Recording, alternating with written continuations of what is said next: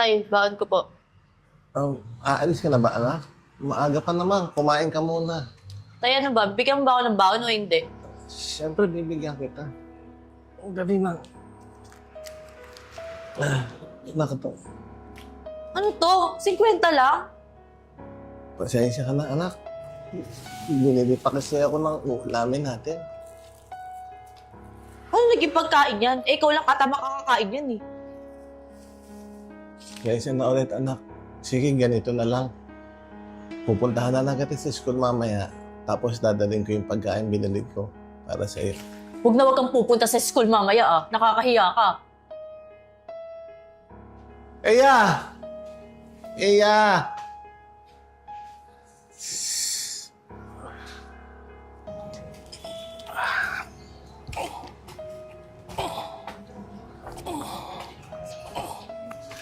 Eya! Buti na lang, nakita kita, anak. Ito, dala ko na yung baon mo. Pwede ba tumahimik ka? Huwag mo ko sundan. Eya! Andali lang! Bakit, anak? May problema ba? Oo, alam mo kung ano? Ikaw yung problema ko. Kasi nakakahiya ka maging tatay. Tsaka pwede ba? Huwag mo ko tatawagin anak, lalo pag nandito tayo sa labas. Nakakahiya ka eh. Eya!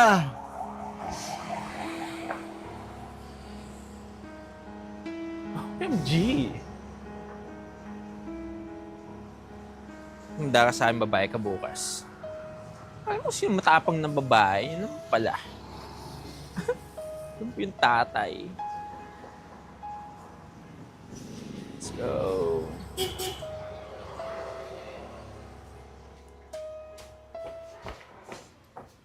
Oh, Eya. Mamatay ka ata mo, hindi pa nga tayo tapos magkwentuhan. Ano ba? Aba, tapang ka pa rin, ha? Ano ba? Hindi ka pa rin ba titigil? Kanina ka pa sa room ah. Eh, paano ko titigil? Eh, di pa nga tayo tapos magkwentuhan, nagmamadali kang umalis. Ano ba gusto mong mangyari ha? Well, syempre, gusto ko iparinig sa buong klase na isang lumpo yung tatay ko. Well, siguro kung ako din naman yun, hindi ko siya dadalhin sa eskwelahan, no? Lalo kung binabida ako. Hey! Not so fast, Ea! Grabe naman, masyado ka namang guilty. Ah! Kaya naman pala hindi mo dinadala sa school yung tatay mo kasi siya siyang lumpo. At, well, tulad na sabi mo, hindi pala siya, ano yan? Seaman? Grabe no, nakakaya pala yung tatay mo, isang lumpo. Hindi ka ba talaga titigil? Ba? Bakla ka! Wala, Jacob, bakla ka talaga!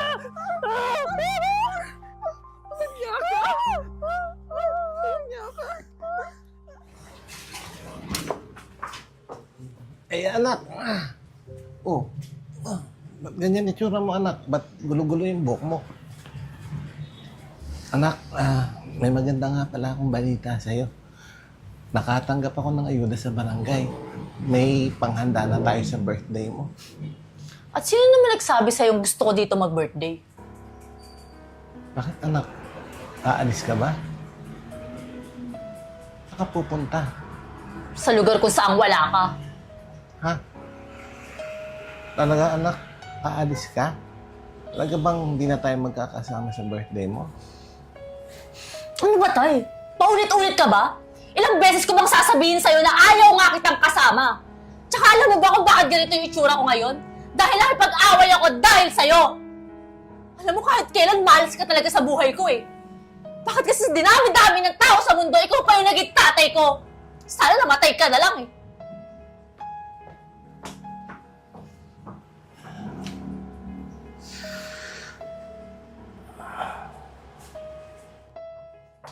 Anak, saan ka pupunta? Bakit parang ang dami mong dalang gamit? Maglalayas, malamang, lalayo sa'yo. Anak, huwag kang umalis. Huwag mo kong iwanan. Ikaw na lang ang meron ako. Mahal na mahal kita, anak. Hindi ko nakakayanin, anak, pag iniwan mo pa ako. Ayaw na nga kitang kasama, tay eh. Hindi mo ba naiintindihan? Anak, anak. Anak.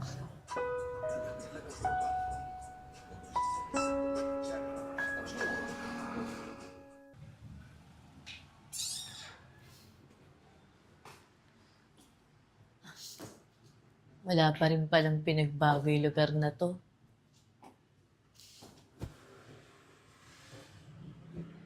Iya? Ay, diyan kayo po pala. Grabe! Ang laki-laki ng pinagbago mo. Chang, nasan po pala si tatay? Wala na ang tatay mo. Wala na? Ano pong ibig yung sabihin wala na? Ano? 1 taon na wala ang tatay mo. Alam mo, bilib nga ako dun kay kuya eh. Kasi kahit hirap na siya hanggang huling sandali ng hininga niya, ikaw pa rin ang hinahanap niya.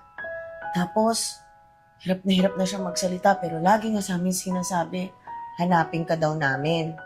Pero, paano kasi hindi naman namin alam kung saan ka hanapin? Ikaw nga muna, bakit ka ba naglayas? Pero alam mo, bilin na bilin sa amin ni kuya. Huwag na huwag kami magagalit sa'yo. Kasi, hindi mo naman daw kasi kasalanan, kaya ka naglayas. Uy, hayaan mo na yun. At saka, alam mo, nung hinihiling ng tatay mo, mapatawad mo daw siya. Kasi kasalanan nga niya, bakit ka naglayas. Ay, teka pala muna. Mayroong iniwan ng tatay mo sa'yo. Sabi niya, pag nakita ka daw namin, ibigay namin to, ha? Sandali lang, kukunin ko.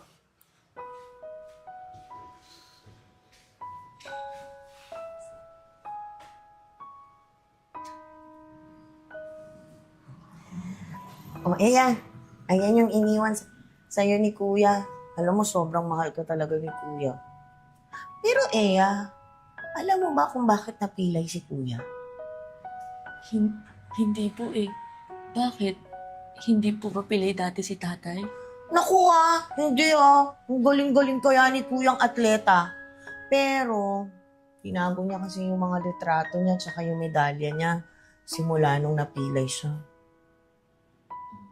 Eh bakit po napilay si tatay? Ha? Naku, 2 taon ka pa lang noon. Tapos lahat kami busy sa paghahanda ng Noche Buena. So, pinaalaga ka muna namin sa pinsa namin. Eh, eto namang pinsa namin, sobrang busy dun sa bolang nilalaro niya. Hindi niya napansin na tumawid ka. Tapos, buti na lang talaga si Kuya. Galing kasi siyang palengke. Nakita ka niya, nandun ka sa gitna ng kalye, nakaupo. Siyempre, tumakbo si Kuya, sinagip ka. Eh, hindi naman napansin ni Kuya na may parating na truck. Ayun, natamaan ng truck kung paa niya. So, kasalanan ko po pala kung bakit napilay si tatay. Uy, hindi kasalanan yun ng pinsa namin. Kasi napabayaan ka. Huwag mo sisihin ang sarili mo. Sama-sama akong anak, tita. Uy, hindi Tsaka tapos na yun. Ano ka ba? Wala ka namang ginawang masama sa tatay mo. Mahal na mahal ka nun. Tama na. Kasalanan ko lahat, tita. Sama-sama akong anak. Hindi ko man lang pinahalagaan si tatay noong mga panahong nabubuhay siya. Ay.